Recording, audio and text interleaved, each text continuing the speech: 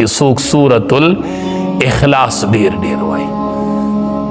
نبی علیہ السلام ته صحابي وی غریبی ما بس چې کور ته ننوځي جو بسم سلام ورچوه بیا سورۃ الاخلاص تلاوت کوه. وی صحیح ده. څه ورځې پس راغی وی د الله حبیب دومره مالدار شوم چې الله را سره ګاونډیان مالدار کړل. دی کې الله الصمد دی که نه، الله د ټولې دنیا نه بې حاجته دی. الله مام داسې د مخلوق نه بې حاجته کې څنګه چې ته بې حاجته یې. نو دا وایه الله الصمد. او خصوصا چې کم کسان د یو ملک نشنلټي حاصلول غواړي چې ما ته د دې ملک نشنلټي میلو شوې، کارډ میلو شوې، هغې کې مشکلات دي. الله الصمد، الله الصمد 1,25,000 پیری دي دا وایي دغه ملک نشنلټي به الله ورکي. الله الصمد. د صمد معنا دا ده که نه دې وجې ده چې د چا نوم عبدالصمد نو دته صمد مه وایې، دا ډېره ګناه ده که نه. صمد معنا دا ده چې ټول په ټوله مخلوق په هر څه کې دته محتاج یو، دی هېڅ چاته نه محتاج. د صمد دا معنا نو دا ته مخلوق ته وایې ای صمده، نه عبدالصمد وایې. صمد نوم چاته ویل دا ګناه ده.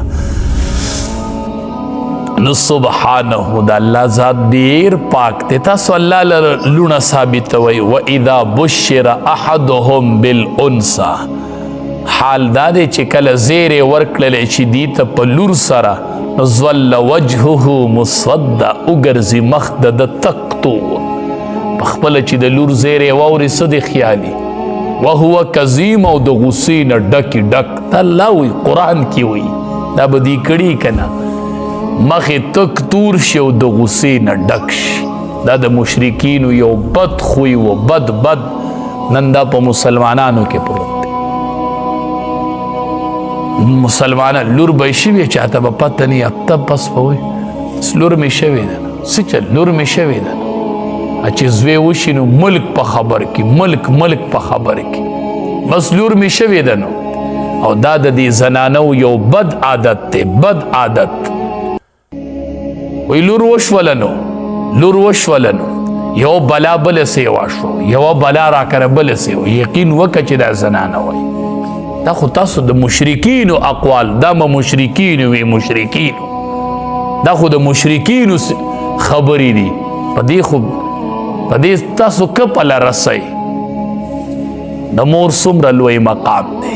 دا مور د چا نه رغېږي؟ د لور نه رغېږي که نه؟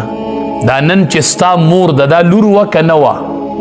نن چې تا ته د مور سوری میلو دی، دا د لور په شکل کې و. دا نن لور ده، سبا به دا موري مور.